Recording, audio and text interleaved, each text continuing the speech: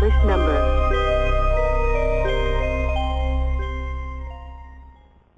Warning, the following show contains conservative posturing, radical Christian ideas, and may offend pagans, Wiccans, Islamic fundamentalists, and other unenlightened individuals. Callers and guests may be subjected to brash and offensive comments by the hosts and any other type of bullying tactics available. But that's okay.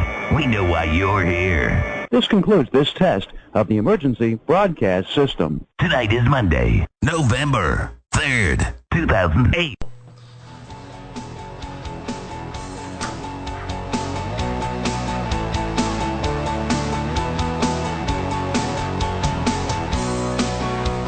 What's up, guys? It's Jay Scott. It's T-Dog.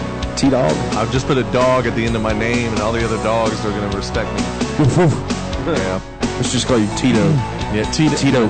Yeah, like Marshal Tito. I don't know who Marshal Tito is. Yeah, he was the communist dictator of Yugoslavia. That's probably why I don't know. Yeah. I mean, that thing called capitalism. That's what I'm voting for. But he fought tomorrow. the Nazis, so he was pretty cool. Oh. You know, that one thing. Communism, fascism, they're really close cousins, aren't they? But it don't really matter.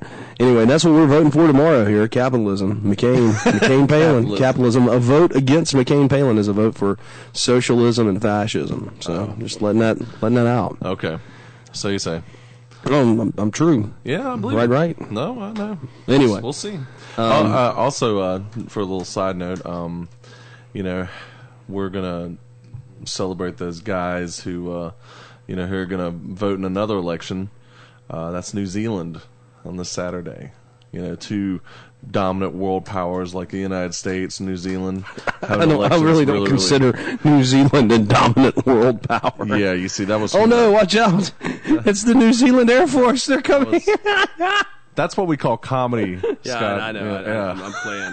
Yeah, exactly. But it's kind of funny. But yeah, New Zealand's elections this Saturday. Well, who are the candidates? I don't know. It's the Labour Party versus the Tories, I think, or the Conservatives. Labour Party is usually like the left. I'm sorry, I won't do that anymore. I know they're the leftists. They're the socialists. I understand. Well, yeah, they're the left Democrats sort of side, and the Tories obviously are more conservative, but they're the ones that want the free handouts.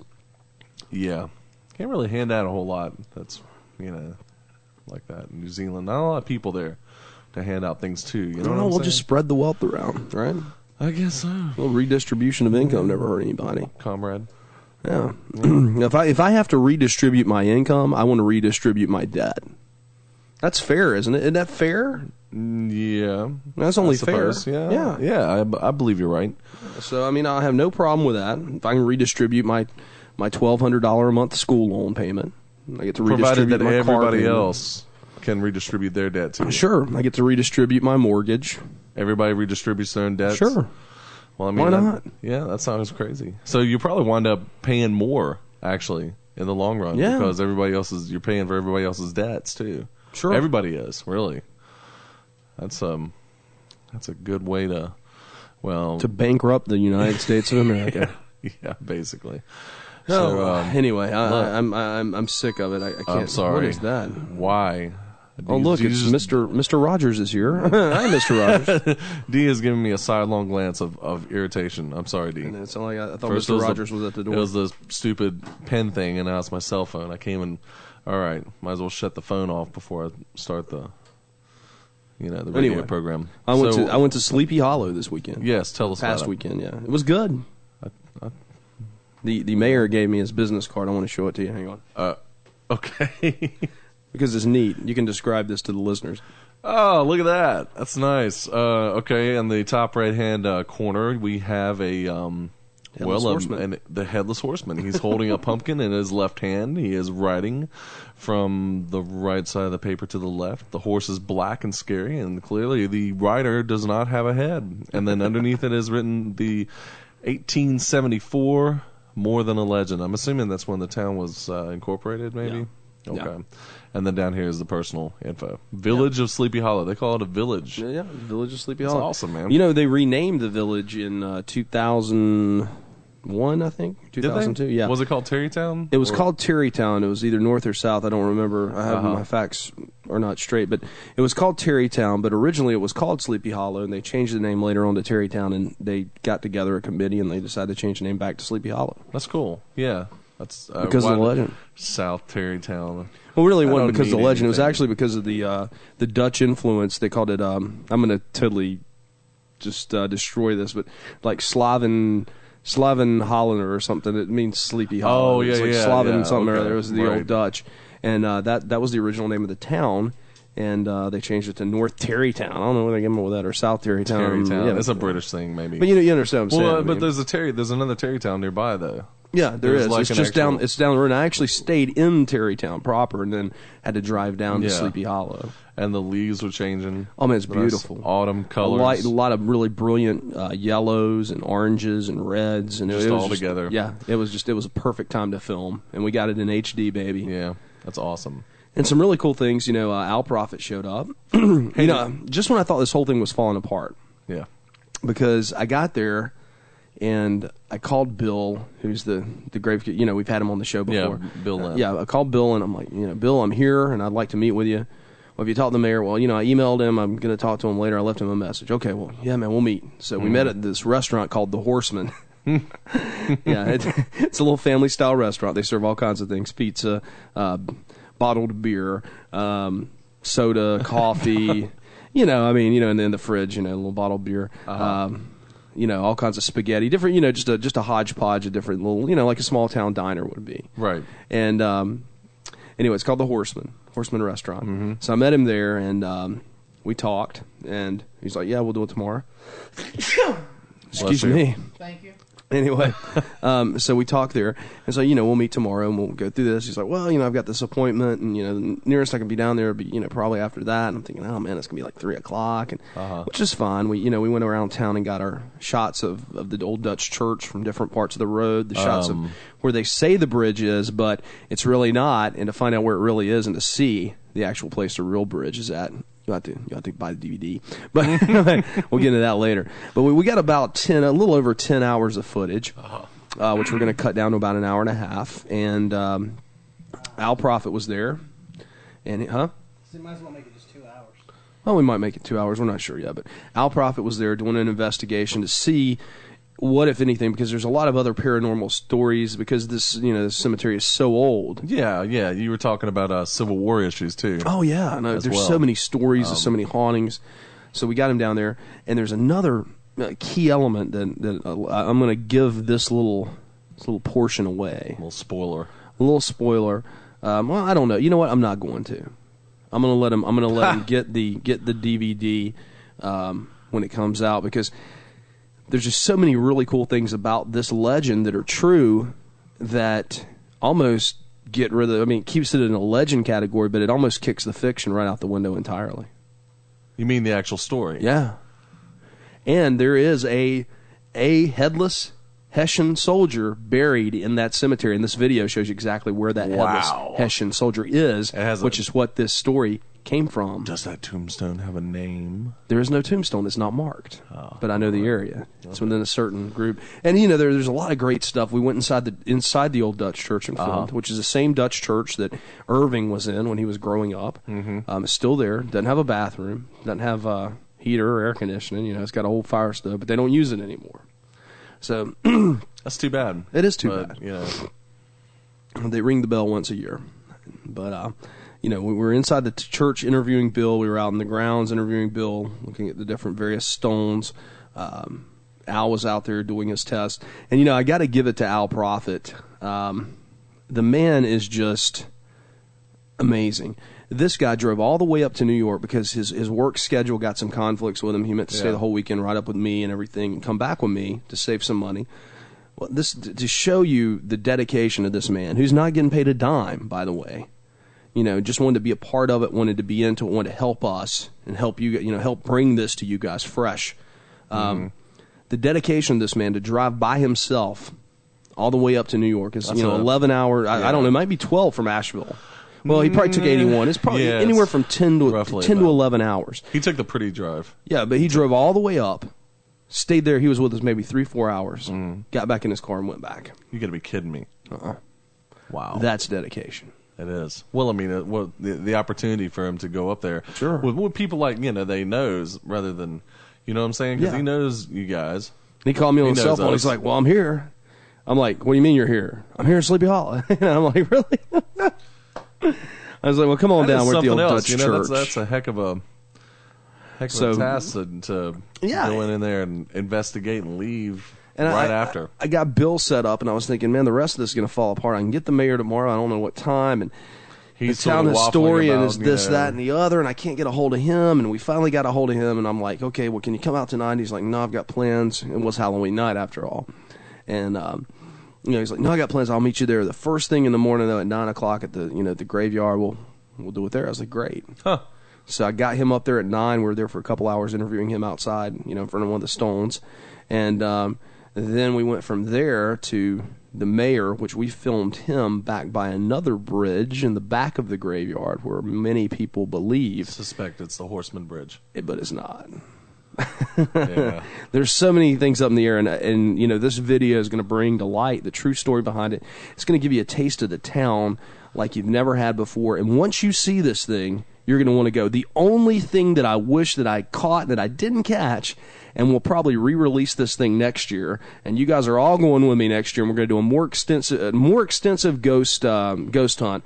But next year, what I didn't catch on this DVD that I really wanted to catch was they do a haunted hayride through the cemetery the week before Halloween, and they've actually got a guy dressed up as the Horseman on a horse as part of the attraction. Wow. And I think if we could have added that little bit, it would have made it so much cooler. And we're going to add that. We'll redo the whole thing. We'll add another. We'll make a sequel to this or something.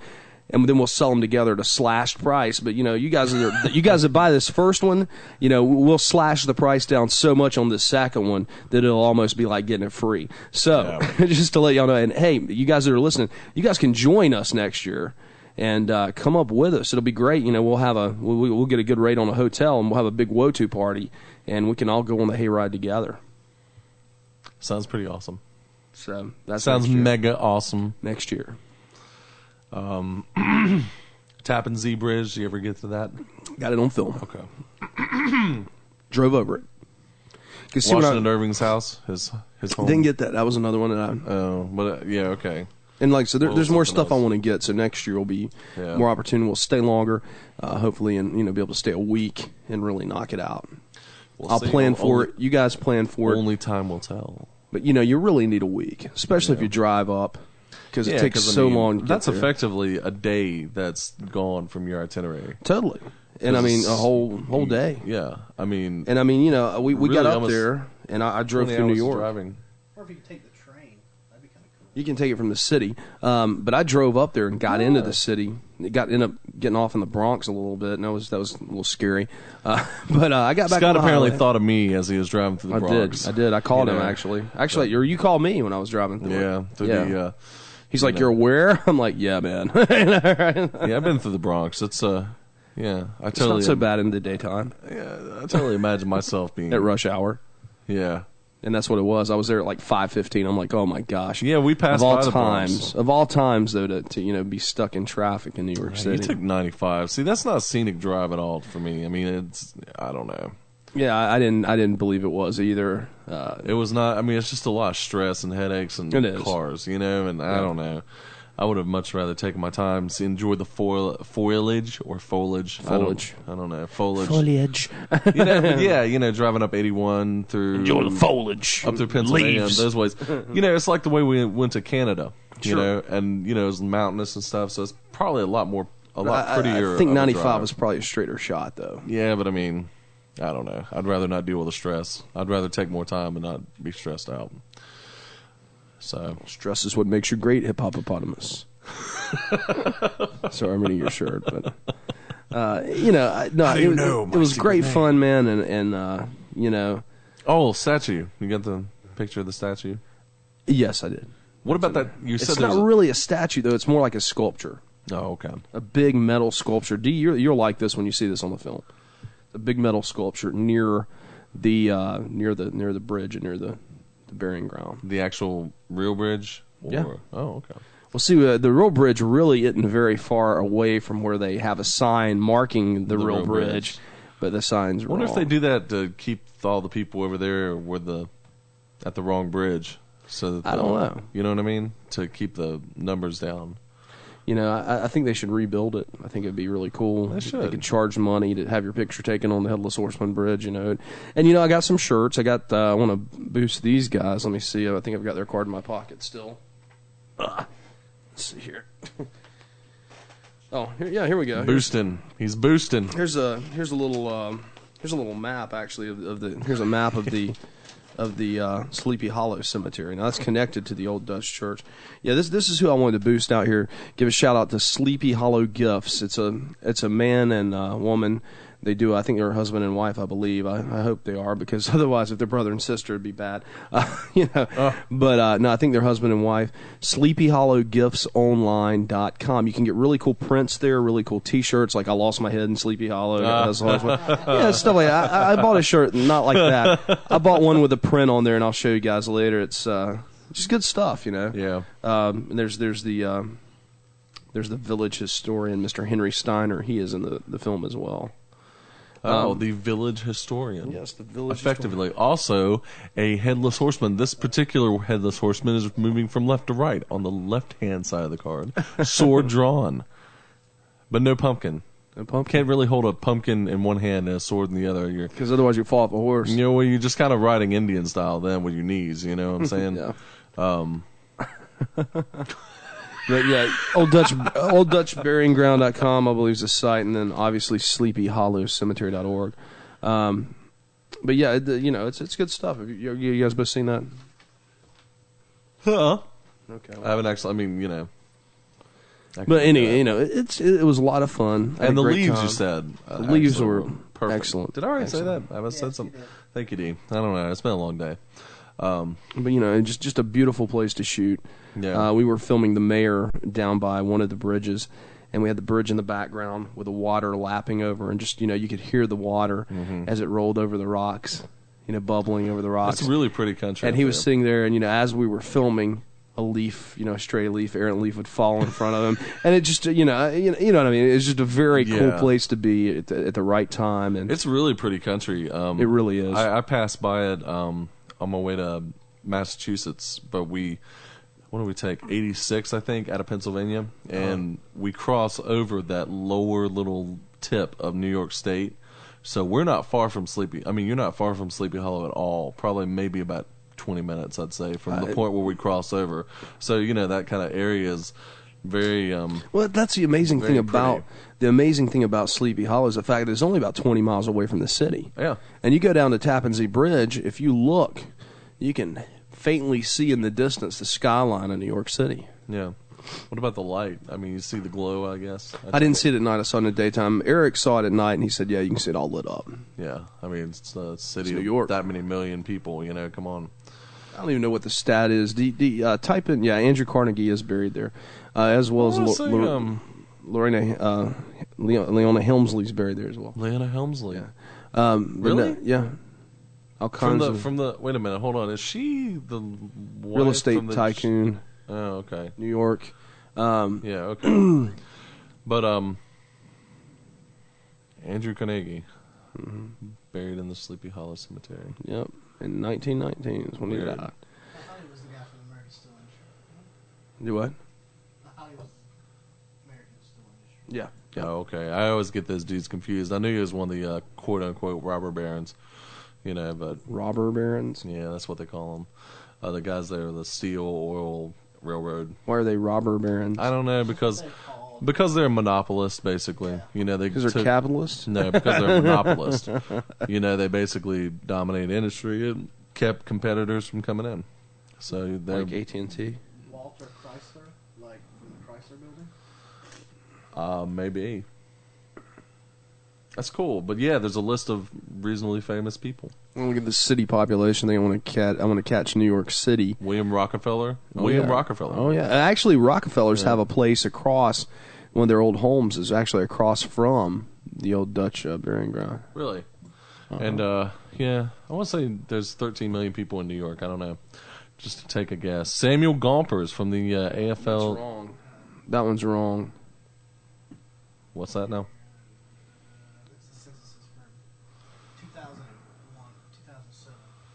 19 million? Yeah. Wow. Oh, I'm a little off there. But yeah, Samuel Gompers. 19.5 million. Okay. It's a big town. But Civil War monument, Revolutionary War monument, obviously Washington Irving, Walter Chrysler, Elizabeth Arden. Is she a lady that was in like perfumes or fashion? I can't remember. And then of course the Headless Bridge, Headless Horseman Bridge, not original. So there's a number of pretty prestigious people buried in that old I'm telling you, man. graveyard.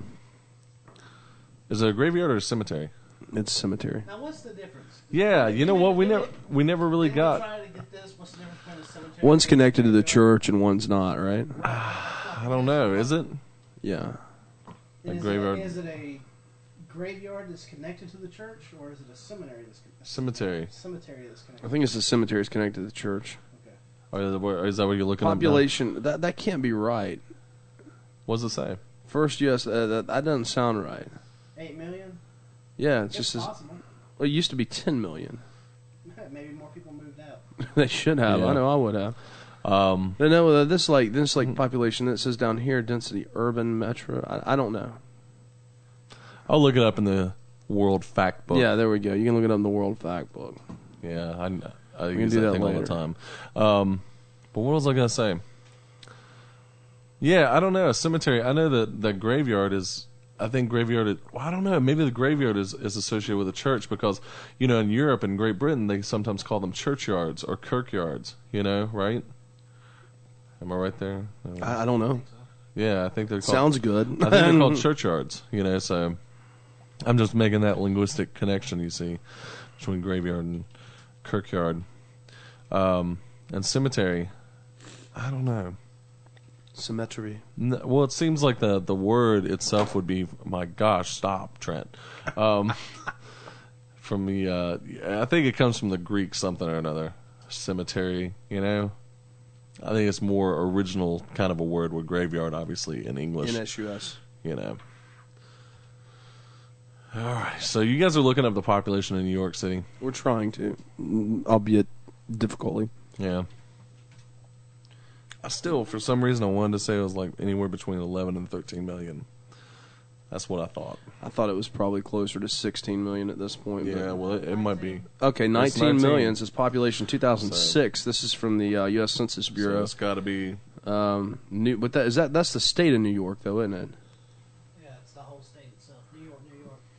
Yeah, that's just the whole state. Oh, yeah, the whole state is 19 million. yeah. Oh my It's god. like the city. There we go. New York.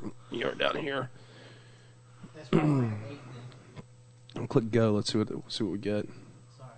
That's fine. Yeah, it's only 8 million. I'm really shocked. Yeah, because I thought there's a lot of people in New York's a big state, and I thought it was at least 10 million though.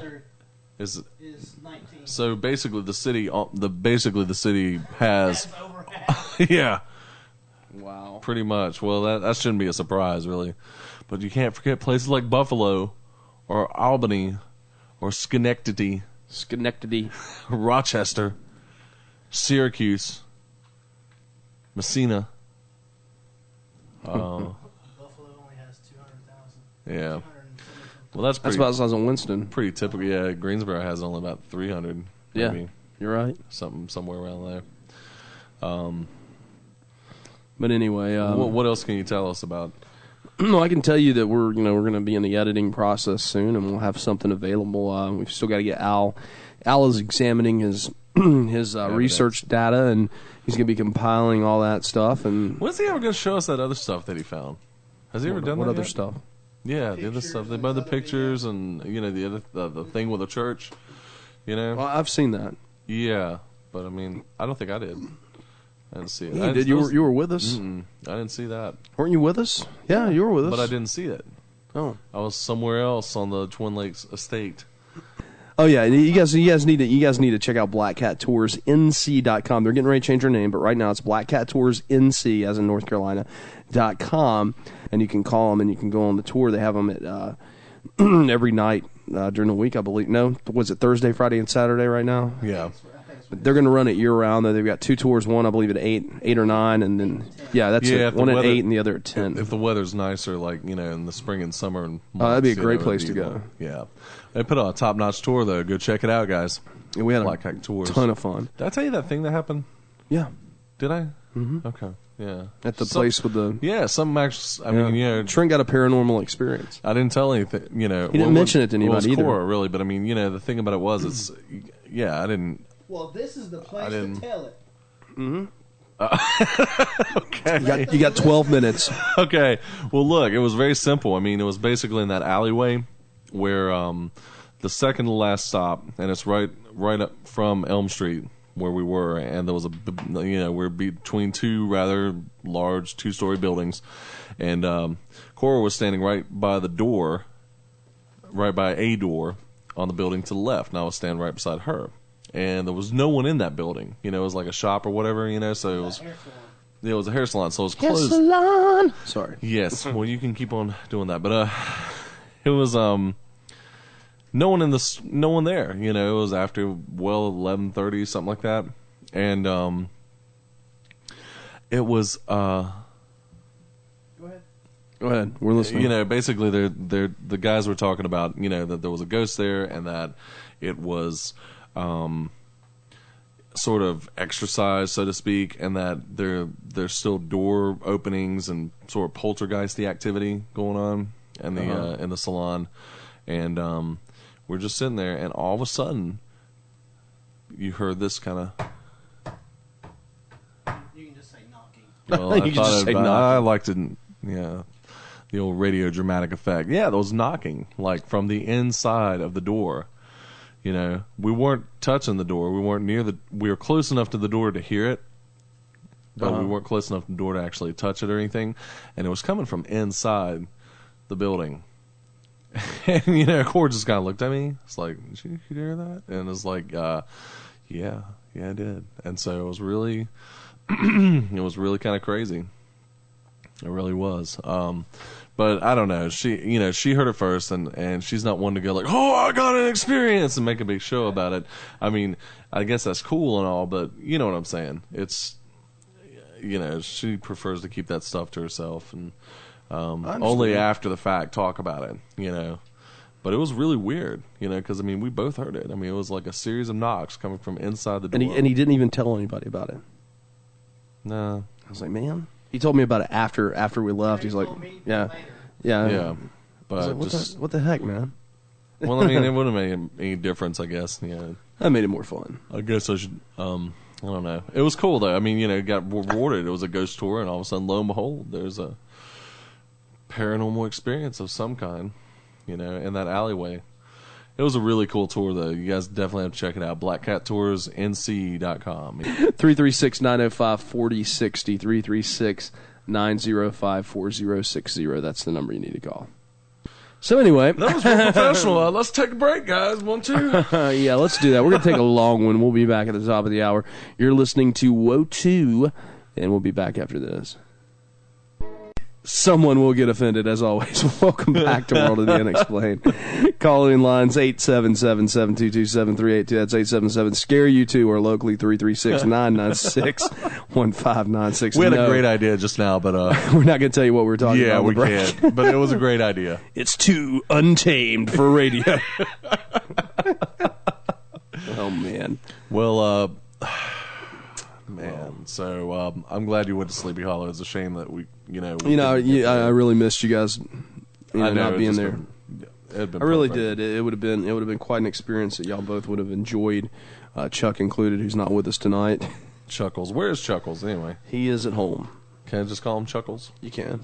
He's not here. I call him Charles. Charles in charge. In charge of our day and our night. You know what's really strange? No! Yeah, you know what's really strange? I didn't even watch TV very much at night after the cartoons. You remember went off, that but I watched song. Charles in Charge. I did too. What the heck, D, man? did you watch Charles in Charge? No. Yeah, because it's a pretty lame show, probably, but for whatever reason... D's too cool to watch Charles in Charge. That's what it is. He's saying that now. I'm too busy watching Spider-Man. No, well, I watch The Facts of Life too. I watched Facts of Life. Okay. Yeah, which one, Joe or the blonde? Joe. Definitely Joe, huh? Yeah, you know what? As far as hotness? Yeah. Oh, the blonde, dude. Where are you guys at? But Joe had attitude. Yeah, Joe. So what? She was also kind of mannish. You want a mannish woman? Is that what you're saying? My woman could whoop my butt. Huh. Put me in my place. Well, that's fair. You know, I think all them years of high school wrestling, sweating around on a mat with another guy. What was that blonde's name? I have another friend that turned gay after that.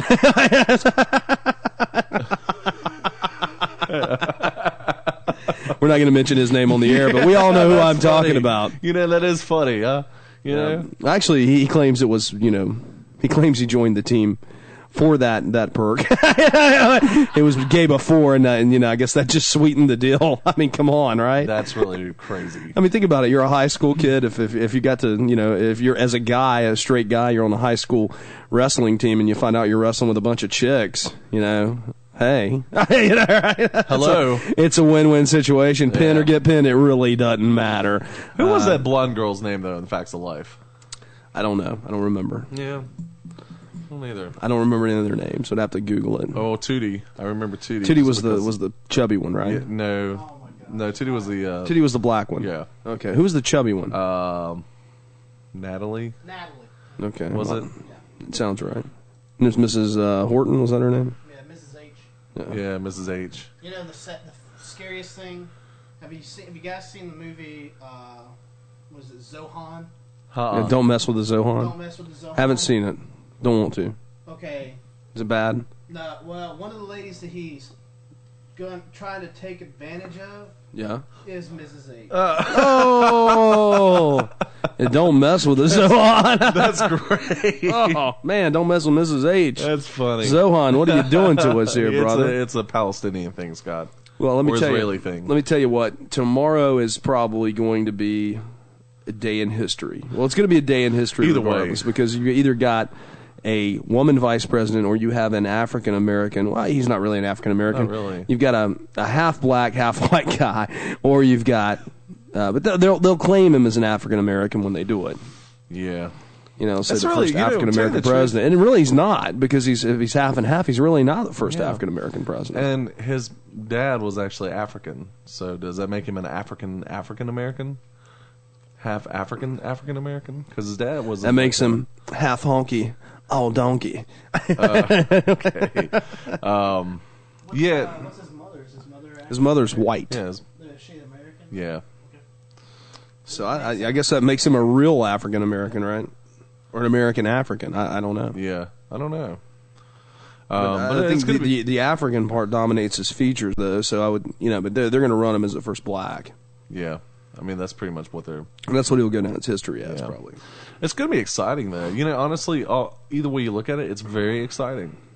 This The fall of capitalism, Oh, the whatever. reining in of socialism. I'm Yeah. excited. spin the wheel. I mean, I know you're going to like some socialism. You've been waiting for years. nah, I don't know. I mean, either Silently, way, secretly. either way, it's going to be really exciting. I'm really looking forward to the results. The only thing that I always get upset at every election is the fact that all of your local candidates. I mean, you really just don't know any of them. You know what I'm saying? For a long time. I know some of them. Yeah, I mean now. I mean, but come on. A couple of years past. Yeah, you're right. I was an uninformed voter. Yeah, you're just like, okay, this guy versus this other guy. I'll just pick one. Yeah, and I think it's a shame now. Every now and again in our county that I live in, they have they have a pamphlet that they send out that will give you like information on like some appellate judges. Well, here's my thing: who's writing the secretary. pamphlet, and is the pamphlet biased? Well, no, because they give both parties.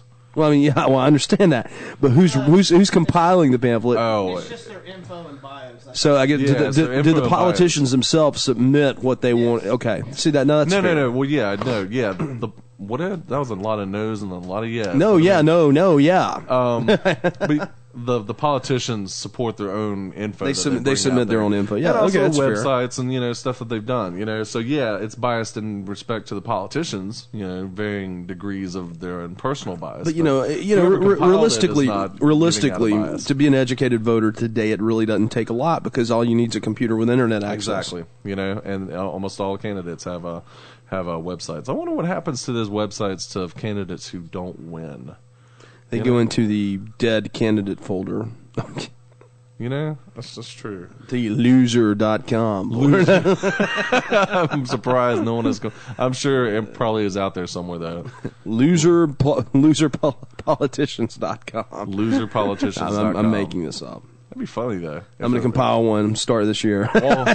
Like, you are a loser. And then taunt them. That's messed up. But I mean, that seems like it would always be a good idea. You lost. You didn't win. You'll probably get a lot of hits that way. It's over. We have a caller on the line? Yes, we do. Okay. Who is it?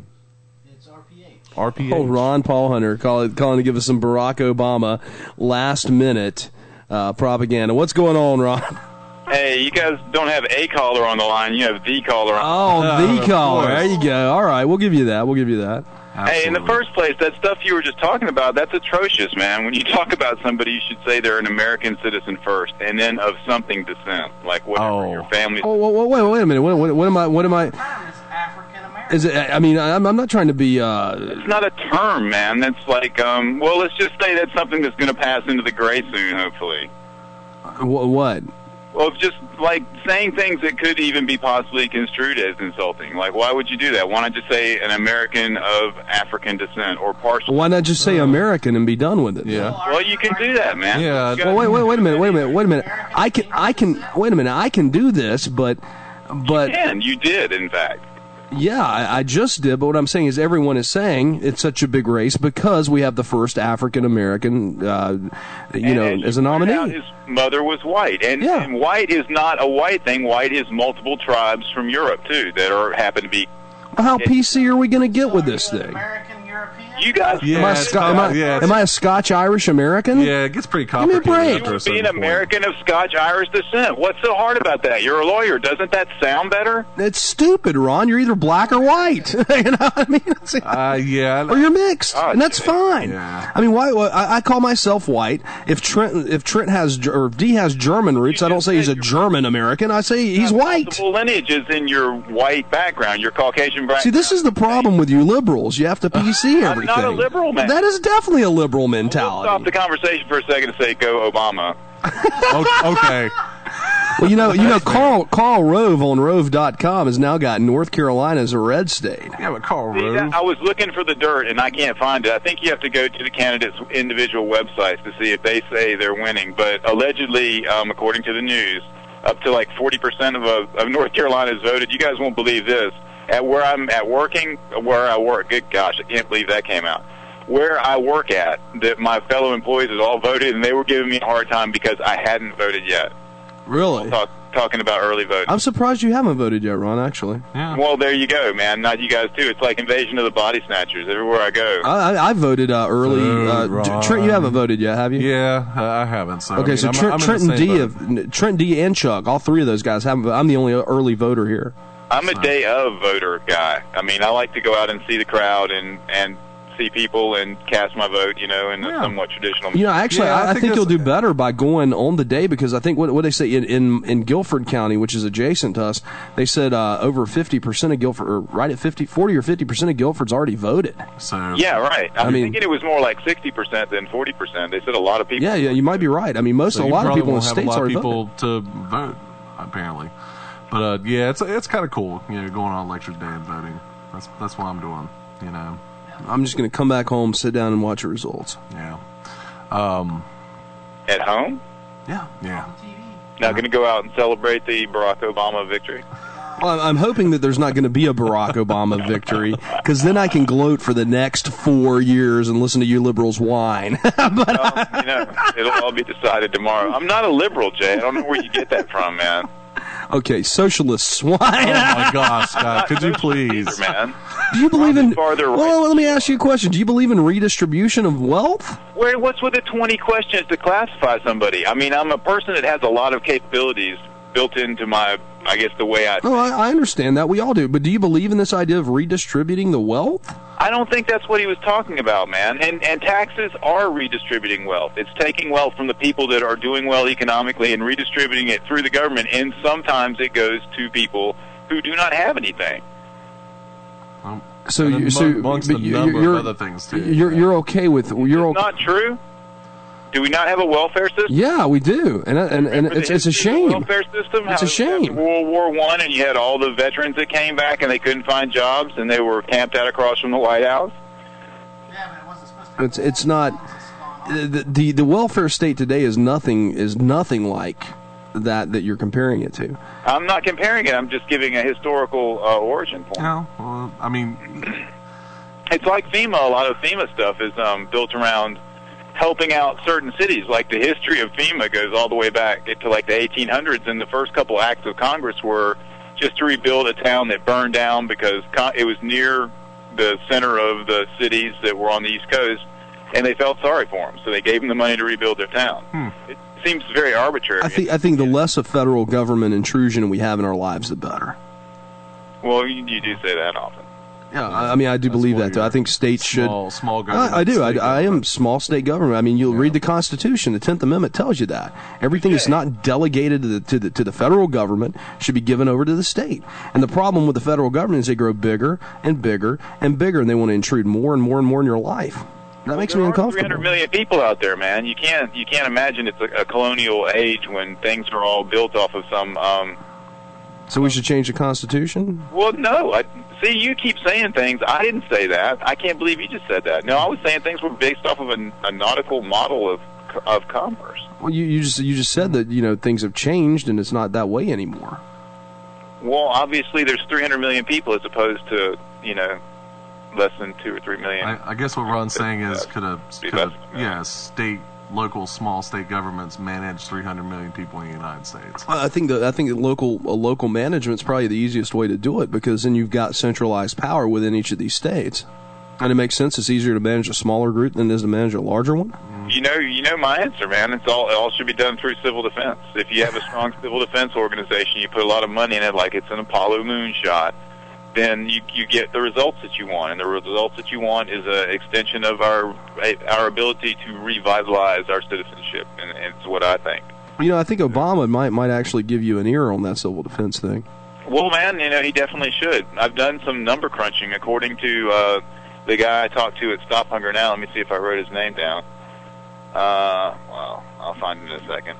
But he gave me some numbers on the shipping containers that they ship out, and one of those shipping containers is like 220,000 meals. It's Good a Lord. standard 40-foot shipping container. That's... So if you took 7 million people as the population of North Carolina, it would take about 90,000 of those shipping containers in the mountains to give us a 10-year supply of food. Wow. So I think my food stockpile idea is completely viable. That seems like a lot, but when you talk about the survival of an entire state, it's not that much food, and it could easily be done by school kids, by church groups, by civic groups. If you guys haven't done the Stop Hunger Now thing, I think, if you can talk like a Methodist men or whatever religion you belong to, your men's group, you can talk them into plunking down, I think it's about $4,000. You can make like 120,000 meals in an afternoon, and just the power of that, knowing that you have that capability, is very comforting. And, talk about any kind of scenario where the economy was interrupted. Remember, I've got ideas for all that sort of thing, where the kids would be able to make meals at home and take them home on a backpack. If you had something like the Cuban Missile Crisis, they would have 30 days of food at home that they took home themselves, that they would already know how to cook, type thing. It's very simple, easy to do stuff. So Ray Buchanan is a pioneer and stuff like that, but simply by doing charity. That's one of those big things. Like, you want to talk about unexplained stuff. If you're a Christian, you put your faith in Jesus, and Jesus brings things forward at certain times that make things happen, and that's like... And that's why we're going to elect the Antichrist tomorrow. Oh my gosh, I can't believe you said that, dude. dude. You know about that anyway, Jay. We were talking about that. I mean... Good Lord. You look up that word in Islam, right, and look up their version of what the Antichrist is, and see what they have to say about it. I know what they have to say about it. Okay, well, if you've already read that stuff, then you've got that in your repertoire. You should be prepared to use things like that if you're going to start a conversation. I don't need to quote the Quran. I quote the Bible. I quote a superior source. But the point is, the point is, the argument. Here's my question for you: how can you vote for a man? And this is some, I'm changing the subject a little bit here, but how can you vote for a man who is consistently telling half truths? Did you or did you not see his speech on News 14 Carolina tonight when he was at UNC Charlotte? I don't want to watch his propaganda. No, I did not. But let me ask you this. I mean, maybe his speech tonight. Maybe his speech tonight will answer my question, and you can tell me what he said. But how can you vote for someone who's hung out with a domestic terrorist who, when questioned about it, says, "Oh, that's just a guy in the neighborhood"? Who, number two, is basically sat in a church for over 20 years with his family and can tell you, "Oh my gosh, I can't believe that guy said those things." Number three, has aligned himself with all of these radicals. Over and over and over again, we see these ties, especially with the guy, I can't think of his name right offhand right now, but the PLO guy. Then you've got Rezko. I mean, you've got all these bad, you surround yourself with good people. Otherwise, you've got a bad judgment call. You surround yourself with all these people with shady and shoddy characters and shady past. We had this conversation once, and it went straight back to all those past presidents and all the things that had gone on in the White House there, and the fact that Barack Obama isn't with those people. He's not taking orders from them. Oh, I understand that. But when you lie about it, though, that's what gets me. Or when you cover it up and say, "Oh, it's just a guy in the neighborhood," or you know what, man, I never knew that he was putting these teachings out there. You've been in the church for 20 years, brother. Your kids are baptized there. How can you tell me you didn't know that? You talk to your reverend. You don't necessarily sit down and talk politics with your reverend. You talk to your reverend about God in some areas. No, I understand that, but it's not like, if you look at his church-going record, wait a minute, let me finish my point here. It's not, if you look at his church, let me finish my point, and then I'll let you have your turn. It's not that, if you look at his church record, it's not that he was only there like most people, Easter and Christmas. This guy was going all the time on Sunday to this church, and that's why I'm asking you, when you look at that, you can't tell me that he didn't know. Jay, man, making a point in an argument does not make the argument true. Is it possible to go to a church and sit down with people and not know everything about them? Yes. I say yes, it is. Sure. Does he know everything about his reverend? Did he go home? Did he spend a lot of time in his reverend's home? I don't know. Well, he calls the guy his mentor. Or he did call him that. What does that mean? That means that's someone that's a close personal friend of yours that guides you. Of the Lord in the church. Do you remember when you received the Spirit of the Lord, Jay? I do. And was that not a moving moment? Did you not need some temporary sort of way to think things through at that point? Sure. Did you have a mentor? No, I didn't. Did you find a mentor in literature or through prayer? No, I didn't. Not when I first accepted Christ, no. You just accepted Christ and incorporated it into your life. Sure. Well, that's like, I guess, being self-mentoring. I don't. But no, what I'm saying is, that's an important psychological point. If you self-mentor, then you can have arguments that only seem correct to you. Oh, come on, give me a break. Anyway, though, but that's just what bothers me about it. It's the relationships that he's silent on, or it's like he's trying to cover it up. If he had just come out to the American people and said, "Look, here's a situation." Okay. I hung out with this dude. Yeah, hung out with this dude. He blew some stuff up. I mean, other than that, he's an alright guy. He teaches now. But yeah, I mean, it just seems like there's a lot of shady things going on there. It seems like dirty old Chicago politics all over again, except this time for the big crown. Well, I'm not seeing it that way, man. I see a person who is well-versed in the Constitution, our foundational document. Well-versed in the Constitution. I'm glad you brought that up. Because, when they played the old clips about, him talking about the Constitution, about the Civil Rights Movement, and about things, basically, the Civil Rights Movement got in the way of what some people think redistribution in the way of reparations. A lot of people are reading it that way. By the way, he said, right. Well, the Constitution just doesn't tell us. I mean, this was a quote from him. I'm paraphrasing it. But he says the Constitution doesn't tell us. Let me finish. Let me finish. He says in his quote, basically, he paraphrased, the Constitution doesn't tell us, it only tells us stuff we can't do. It doesn't tell us what we can do. That's scary. Okay, but that's not a question. That was a statement. And my question is, you were talking about Constitution, and he's an expert, I guess, in your opinion, on the Constitution, and that's my question. Someone that's an expert on the Constitution, it sounds to me like he wants to change it. Well, I mean, he's got a degree in constitutional law. No, he doesn't. Well, he has a JD. I've got one too. Okay, Yeehaw. that is a degree of sorts. A Juris Doctor. Yeah, I've got one. It's great. I took 2 semesters of con law. I'm sure he did too. Right. I guess degree is an improper term. I excuse. But yeah, he was a professor. He did, he actually taught. Now I have the same credentials. I could actually teach, at a law school, and I've actually probably got more street experience than he does when it comes to actually getting out there and being a lawyer. Well, I didn't go from law school to. And then Jay. I'm sorry. Why didn't you run for president then, man? Because I'm not 35 yet. Otherwise, I'd be way more qualified than Barack Obama. Are you going to go on the Chuck Norris black belt platform? And Chuck would support me, too, because I'm a good Republican man. Chuck would be like, Jay Scott is my brother. Look, Jay, you got a lot of stuff out there, but remember we've talked about this before. When you talk about all the things that went on in the 60s and all the pressure that was put on America and how many legitimate American patriotic arguments got used by one side or another in a war between the United States government and essentially communist forces or communist forces through proxy, which are people who were trained by communist agents. I mean, you don't have to really tell people that if they've got a college education, or so I thought. And I thought these things were pretty straightforward. If Barack Obama was in a circle where there was a strong group of people trying to create a force that would be able to either influence the government or in some cases help overthrow it, these guys weren't setting bombs for nothing. It was a dangerous time, and that means he's used to an environment like that, but it doesn't necessarily make him a part of it, even by tertiary contact. That's just the times that people grew up in back then. So, he's probably got a lot of things in his life. Well, there's no tertiary contact here, though, Ron. It's firsthand. It's not third person. Firsthand. Like what? They didn't go to some training camp in Cambodia together or anything like that.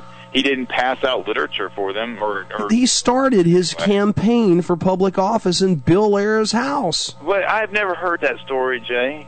And that's the problem with a lot of this stuff that we find. Barack Obama looks right in the camera and says that's not true, and you've got proof. You're making a whole argument on whether the guy should even be in the race when it's going to be decided tomorrow. I have a problem with people voting for him because I have a problem with his judgment. If he's going to make judgment calls like that about who his friends are, what kind of judgment call is he going to make when we have a real problem and a real global crisis? I think you've been fed a lot of propaganda, man.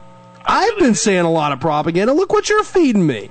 The media has done nothing but crucify John McCain and Sarah Palin. They've done nothing but crucify him. John McCain is to some degree self-crucifying, man. John McCain is not only is he a war hero. I listened to you patiently while you unloaded all Go ahead. about Barack Obama. Go ahead. Right? Go ahead. What I'm saying is give the man a chance. You didn't even watch his speech. You should at least have. I watch Senator McCain's speeches all the time, and it isn't about him or Senator McCain so much. It's about who's capable of running the system. The man sat there and said, we will do things to make the system work so that people have the things that they need to survive, is to paraphrase it. And that's in a time in an economy when factories have been shut down, people are losing their houses. Do you remember all these bizarre crimes in Raleigh where women mysteriously turn up shot or something like that, and it looks like, the husband may have done it? This is the kind of stress that people are under every single day. And Barack Obama's going to fix that?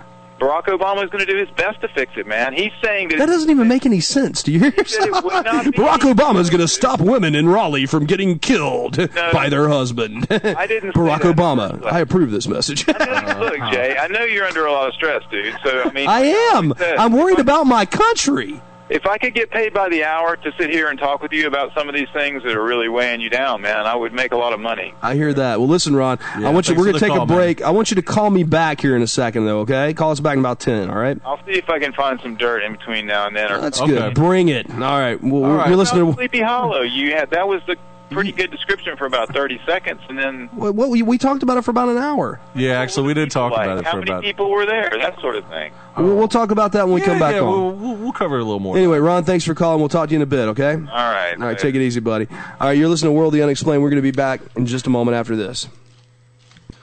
Best of luck, everybody. Dems, Republicans. Labour Party, New Zealand, way to go. You know, we really don't have a Labour Party here, which is really. which is intriguing because when I lived in Florida, it's WOTU, by the way. Yeah. 1-877-722-7382 or locally 336-996-1596. Gosh, I said that fast. Go ahead, Labour Party. They actually have that on the ballot. They have the Socialists, the Labour Party. They got a bunch of them. There's like in Florida? There's like a handful of like 6 different Weird. parties besides just your 2. Well, I know, you know, in British colonies, whether it be Canada, Australia, New Zealand, Saturday. But they have labor. Yeah, they have labor parties, and they're like big. I voted for 2 libertarians this time around. You did. Can I take a guess? Sure. Mike Munger. Yes, Governor. And I don't know who the other one would be. Libertarian. I don't really know that many. Actually, I only know the guy that's running for insurance commissioner. Oh, really? What's his name? It's McMasters. Is that right? McMasters. Yeah. Okay. Well, cool. And it's always good to vote lib. Sometimes. Well, I know those are good guys. They could really change the world. Mm-hmm. It's and tough. the interesting thing is here that Mike Munger spent a lot of money just to get ballot access, which when he got the ballot access, he didn't have the rest of the money to spend like the other candidates did in order to advertise like they did. Yeah. And, he was left out of some debates, but most of the debates he got in on. So I think that, what is it, 2 or 3% if they get this time around in votes, they're automatically put on the ballot next time, so they don't have to worry about raising the money. That's cool, yeah. So tell us a little more about Sleepy Hollow before we get into it. I mean, is there anything else that you wanted to talk about with it? Just the fact it was a beautiful place. Was there a parade? No. A Halloween parade, No. maybe? I thought there was, too. A trick-or-treat Halloween parade. Okay. There's like I said, the thing that we missed out on is the week before Halloween. There's the maybe the there was a haunted parade hayride. there. What was the size of the town? Was it pretty small? About 10,000. Oh, that's a pretty half the size of Kernersville, but it was like Kernersville if an interstate didn't pass through it and traffic's very heavy.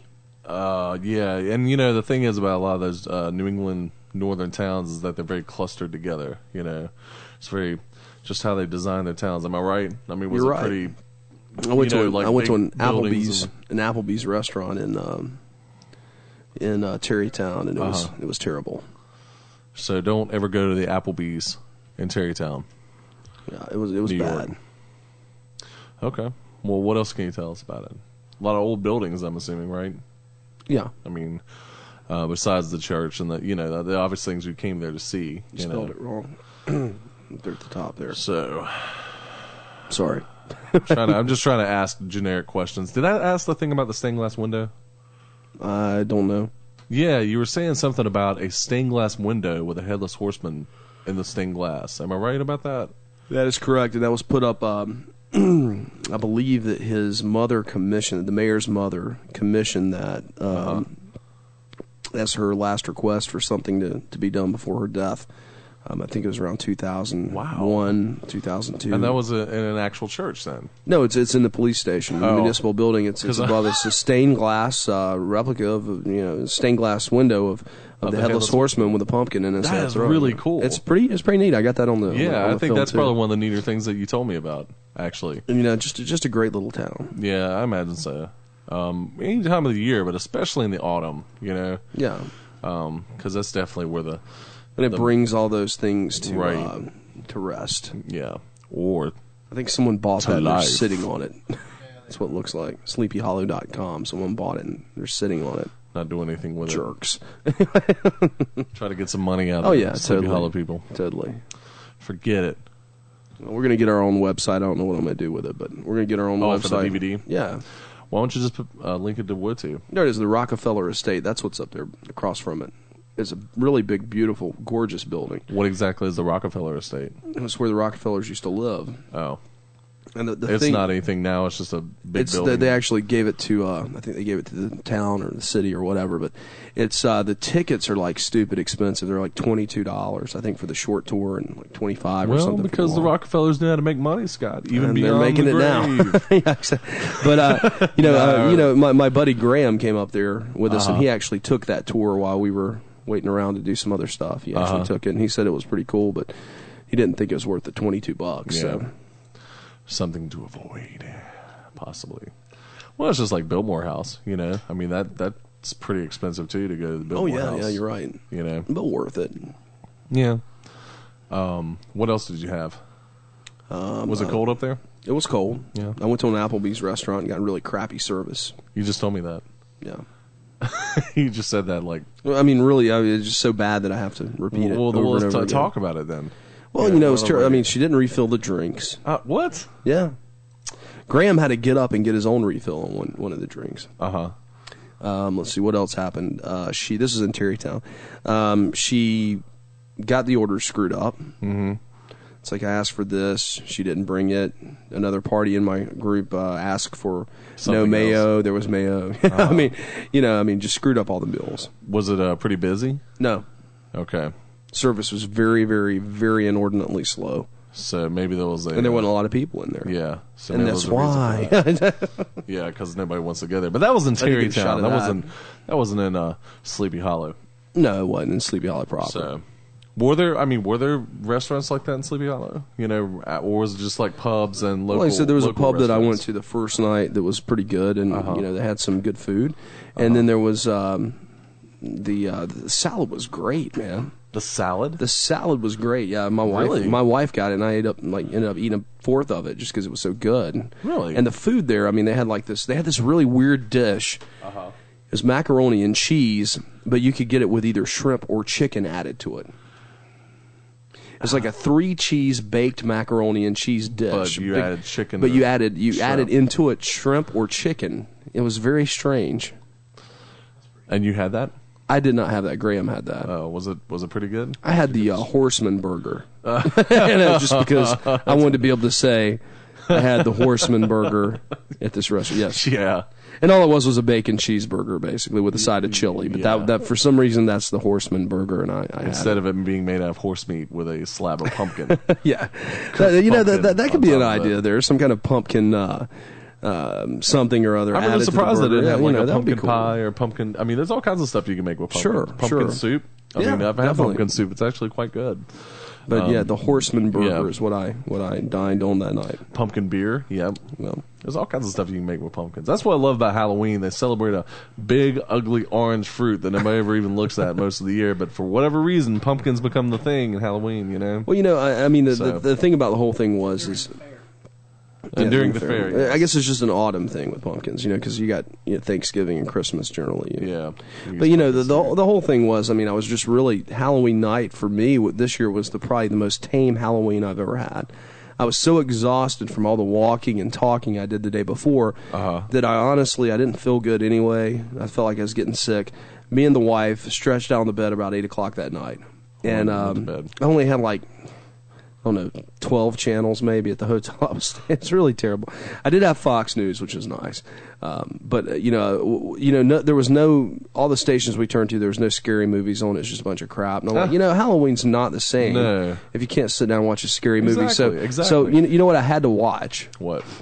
Which I don't mind watching in general because I think it's a cute show. The Goosebumps thing. Oh yeah. On Cartoon Network. But they had a little marathon. I watched that, and it was fun. But I really wish I'd had more options. I actually, you'd be a little bit jealous. I got to see An American Haunting again. It was on TV. Of course it was. Yeah. When you have all those channels. Looks like we got we kind of running out of time here, but we got Ron. Yeah, well, if you guys want to see some of this stuff, though, you can go to, what's that website? Old Dutch Church. What is it? Old DutchBuryingGround.org, and you can see where one of the places were that we filmed this stuff. But go ahead. That's awesome. But here's Ron again. Ron, how you doing? What's up, buddy? Hey, what's up, guys? Can you hear me okay? Yeah, pretty good. Fine. Okay, right on. Jay, you can't go to Sleepy Hollow on Halloween when they're having a festival and complain about the service, man. That was in Terrytown. They were having a festival. All the festivals and things took place actually about a week before Halloween. And he had that restaurant in Terrytown, which is, Yeah. Oh, I missed that part of the story. Sorry. That's all right. That's cool. But no, it was a good trip. We had a lot of fun. We'll definitely do it again. So look, I'm looking at the CNN polls. I'm actually in the Third Rail chat room too. If you guys want to do the chatting, I can send you the links. But it's got the CNN polls got Barack Obama at 49%, John McCain at 48% for North Carolina. That's close. Yeah, that's close. That's razor thin. Here's my prediction, Ron. My prediction is North Carolina is going to go red. Well, I think you're wrong, man. I mean, we haven't been a blue state since 1976. Carter. See tomorrow. Carter. It's funny, on the CNN election poll site, it looks like a Pac-Man. You like Mrs. Pac-Man or something? Uh-huh. Because it's got a circle, like a circle chart, and half of it's for Obama, and then there's the other half, almost all of it's for McCain, and then there's a big gray undecided, which looks like a little mouth. That's funny. I like that. Yeah. Well, I know. I was just looking at it. I thought it was kind of funny. But no, this is going to be a tight race. I don't care what a lot of these polls I don't think are accurate, and I think it's really going to be a tight race. I really do believe that. Hey, man, look, I went to the trouble of looking up all this stuff that you were talking about on the internet just to show you you're being used by some tool. I'm being used by some tool. Okay, go ahead, Ron. Like by a Republican operative, perhaps. Because I'm looking at Hyde Park, right? A lot of people have lived in Hyde Park. It's one of 77 areas in Chicago. I'm getting this off Wikipedia, or Wikipedia, geez. I'm mispronouncing that. Wiki's a terrible source, but go ahead. It's got the University of Chicago in it. No, it's pretty good, actually. It's also it's not substantiated, though, but go ahead. Check this out. It's also got, like, let's see, 1, 2, 3, 4, 5, 6 seminaries and 2, like, monasteries or seminaries for monastic use, I guess. Huh. Okay. And this is just in a little area in Chicago. So, and when I'm reading the article about Barack Obama being in this guy's house, what it is it looks like this guy is a politically connected person who was or attached to Weather Underground, blew some stuff up, but he didn't kill anybody personally. He was with a group of people that did kill people. He went underground, obviously, with a lot of money, disappeared for 10 years, and then went to jail for a year. Got back out. Now he's back in Chicago, still trying to be active, I guess, since he didn't get slammed in jail for 15 years like Carlos the Jackal or something. But that's another story, and I'm not saying that he shouldn't have gotten more jail time or something. Well, I mean, if you look I'm not sure if Carlos the Jackal got jail time. If you look at Bill Ayer's quote, though, which was actually released in the New York Times. You had it. I'm almost done. Okay. Here's the point is this guy's hanging out in Chicago. He's got money. He's got connections. And he is in a group of people that are politically active. A lot of people in that area have, there's a lot of, socialist movements and probably communist movements that are there that pass out flyers and stuff like that. But Barack Obama wasn't involved in any of those. And when the bombing was going on, he was 8 years old, as he points out. The point is that they went to this party because one person in the Democratic race was stepping down. He was going to replace the woman that was stepping down as senator, I believe. And during the course of that party, they were there. He hung out at the party, and then they left. And he was on a board, this guy, I think, for like 3 years, which is just sharing on a fund, trying to decide how you spend the money of a fund, If you're going to have secret meetings with people, you don't want to have any connections with them, that sort of thing, in the traditional, old-school Soviet communist world. So if you're really running intelligence, there's things you do and you don't do. Not saying that would that be a place of it with a lot of things going on near a university in the middle of Chicago. Sure, there's all kinds of people running around. It's a city. But the point was, when he was there, it was just like a functionary thing. He didn't launch his campaign from there. The guy was launching him as part of his campaign into Hyde Park. Do you understand what I'm saying? I do understand what you're saying, and you go back and you say it changes the story from the one that you have been.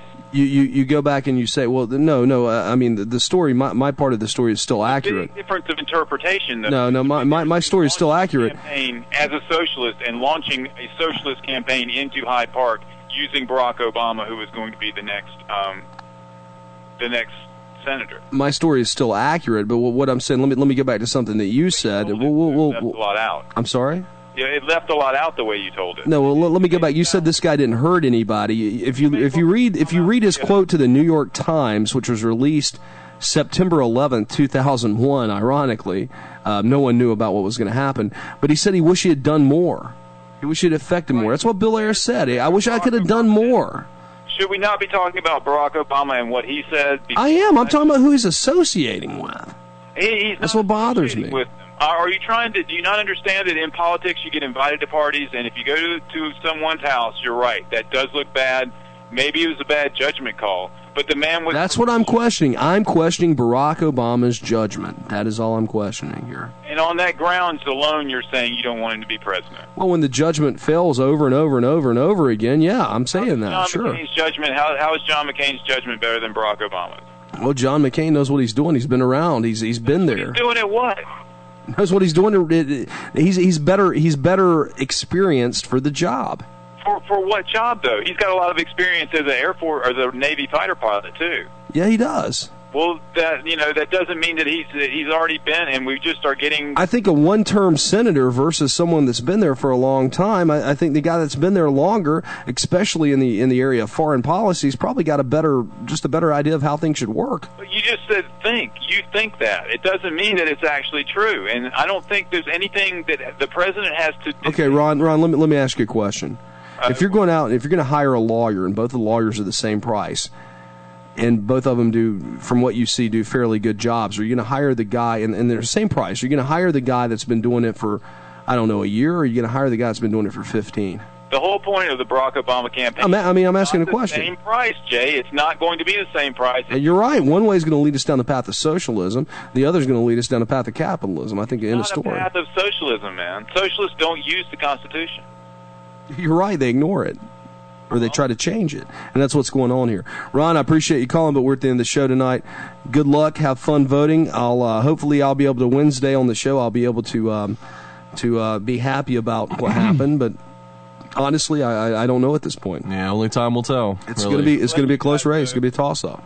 Hey, God bless you guys, and get professional help, man. I know some people in Raleigh. If you come up this way, I'll get you some couch time, all right? Okay. You're a funny guy, Ron. All right, Ron. Have a good night. Yep. See ya. See you guys tomorrow. All right. Oh, Ron, if you're still listening, we're not going to do that thing tomorrow.